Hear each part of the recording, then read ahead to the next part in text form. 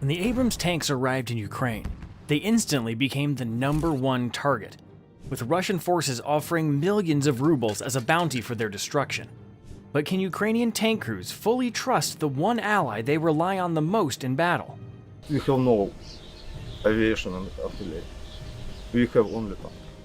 The Russian hunt for Western tanks is creating massive problems for Ukraine's tank units. On top of that, a chronic shortage of artillery shells is forcing Ukrainian brigades to fight closer to enemy positions, dramatically increasing the already high risks for their tank crews. What does such a perilous battle look like? Let's hear from a Ukrainian Abrams tanker himself. We've been hit a lot recently. A couple of weeks ago, for instance, during one combat sortie, we had 10 to 15 hits in a single day. The feeling is like, I don't know, somebody put a bucket over your head and started hitting it with a bat. But the bucket is much bigger, and the noise is way louder. This soldier was lucky, unlike the crews of the 47th Mechanized Brigade, who were the first to fight in the Abrams tanks delivered by the US. What happened to Ukrainian 1st Abrams tanks? At the beginning of the year, the 47th Mechanized Brigade became the only unit in the Ukrainian army equipped with the new American tanks. Before the Abrams arrived, the brigade had been using a few Leopard 2A6 tanks that had survived intense battles, but there simply weren't enough of them. The newly delivered American machines were sent straight to the front, operating in Avdiivka, a region that had become a focal point of Russian offensive in late fall of 2023. The M1 tanks were thrust into the thick of battle, helping the 47th Brigade and neighboring units halt the Russian advance. But the cost of this success was high. Ukraine lost its first 3 Abrams tanks. The first tank was struck by an FPV drone that hit the ammunition compartment, causing a fire. The next 2 were disabled by guided anti-tank missiles. Yet, in both cases, the 60-ton American machines held up against the attacks.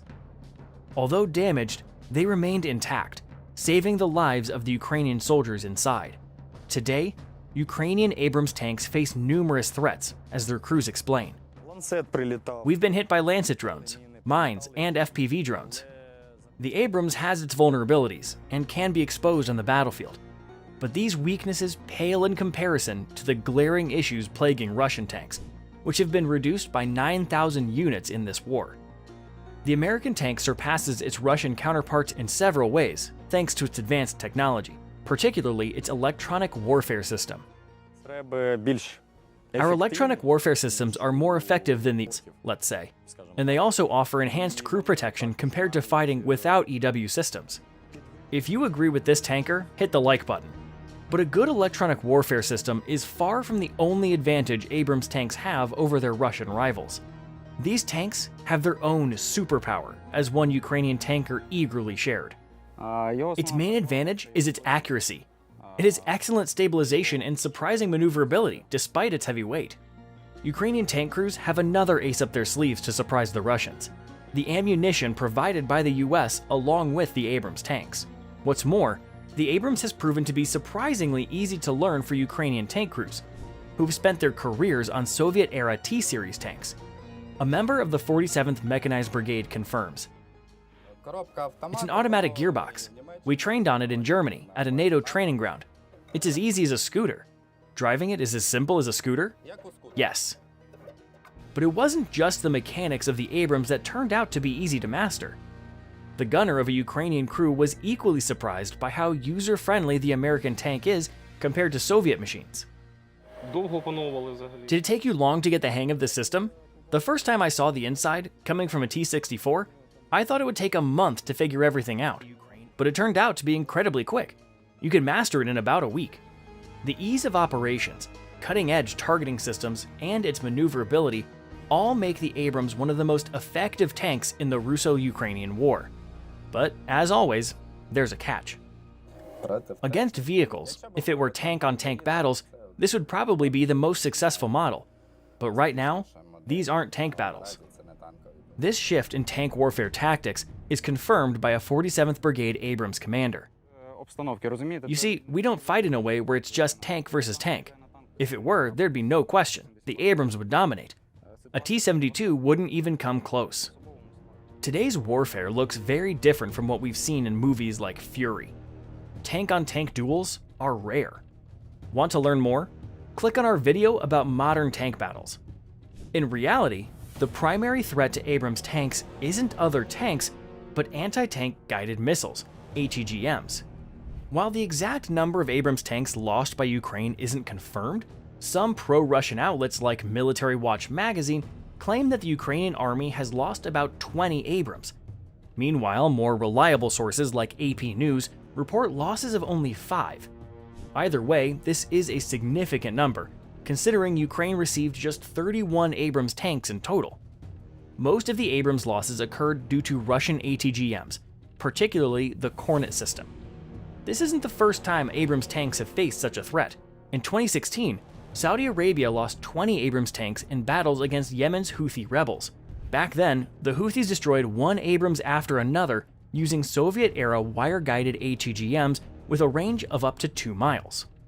The main cause of these losses was attributed to flawed strategies that failed to account for modern combat conditions.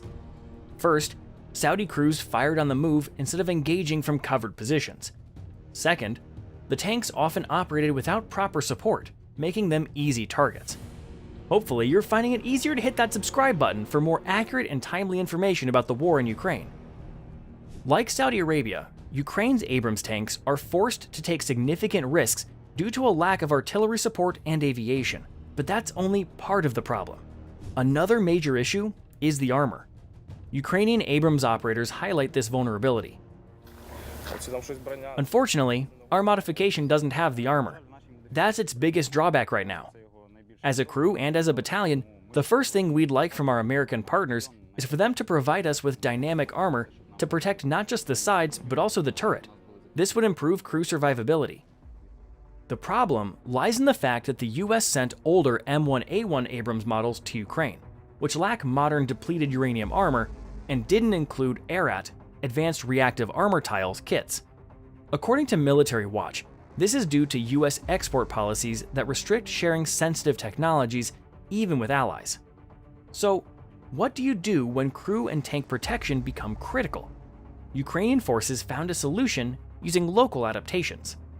Tankers have been attaching factory-made Contact 1 explosive reactive armor blocks to their Abrams. These blocks have proven highly effective at providing protection. We decided to add our local boxes filled with Contact 1 protection. It's dynamic armor that saves us from cumulative jets, heavy impacts, or FPV drones. We've also added grids to the tanks, which protect us from FPV hits or mortar fire. Every part of the boxes covered by these grids has been tested and really helps. But is that enough to ensure combat readiness? Beyond armor, logistics and maintenance pose serious challenges.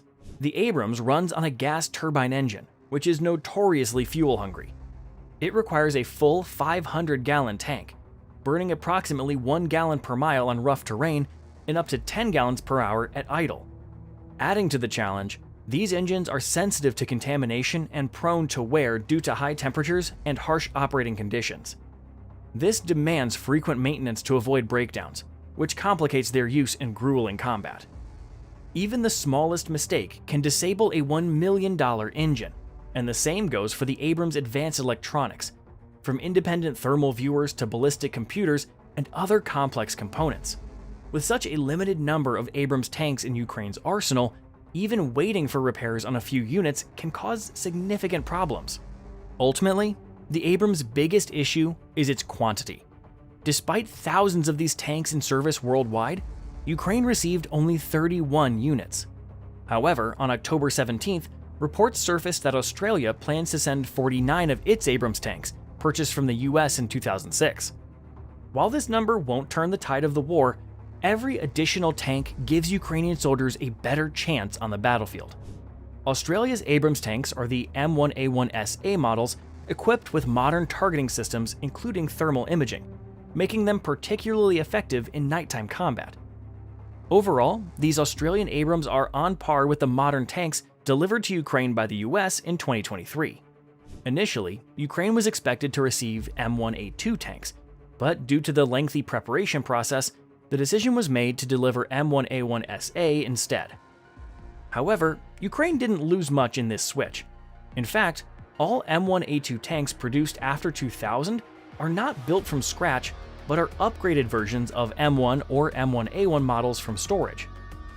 Meanwhile, the delivered M1A1 SA tanks are equipped with a 120mm smoothbore M256 gun, capable of carrying 40 rounds. The gunner's primary sight includes an advanced laser rangefinder and a thermal imaging camera, and it also features dual-axis stabilization for improved accuracy. While it's too early to discuss building a large fleet of Western-manufactured tanks in Ukraine's arsenal, the country is gradually acquiring modern combat vehicles that complement its stockpile of Soviet-era models. Which tanks do you think would be the most effective for Ukraine's defenders? Share your thoughts in the comments below.